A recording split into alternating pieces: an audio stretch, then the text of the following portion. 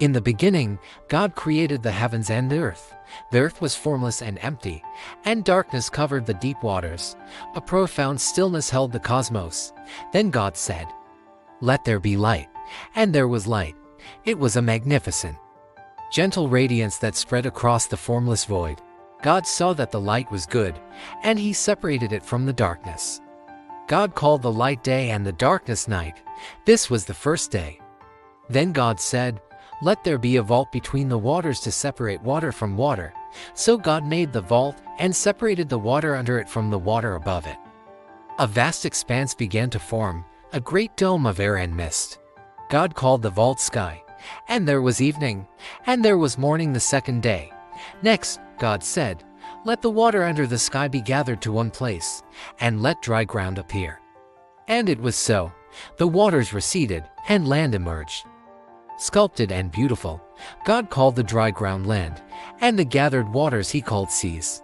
Then God said, "Let the land produce vegetation, plants and trees with seeds and fruits." Instantly, the earth was alive with green fields and majestic trees, all bearing life within them. And God saw that it was good.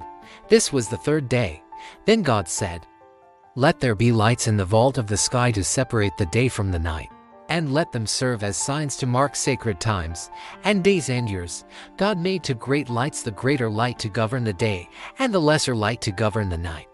He also made the stars.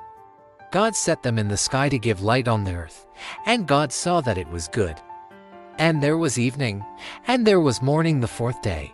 And God said, "Let the water teem with living creatures, and let birds fly above the earth across the vault of the sky."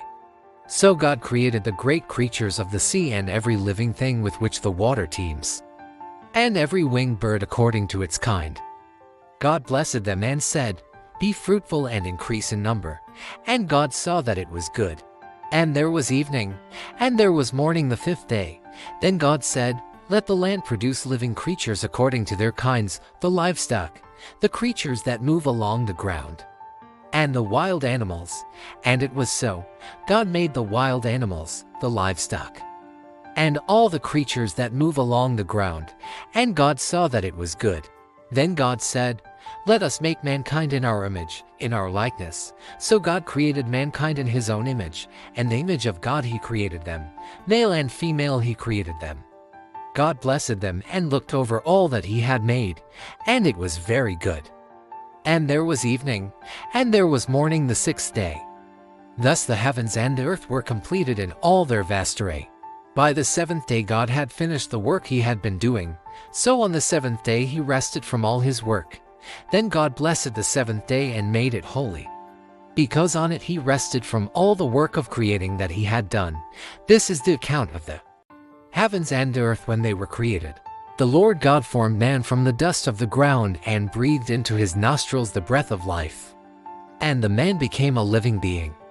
Now the Lord God had planted a garden in the east, in Eden, and there He put the man He had formed.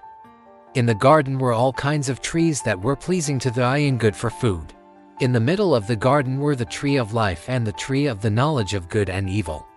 The Lord God said, "It is not good for the man to be alone. I will make a helper suitable for him."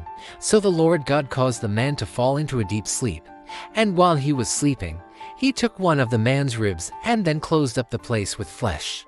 Then the Lord God made a woman from the rib He had taken out of the man, and He brought her to the man. The man said, "This is now bone of my bones and flesh of my flesh. She shall be called woman, for she was taken out of man." Thank you for joining us on this journey through creation. Subscribe to the Still Voice for more Bible stories and lessons.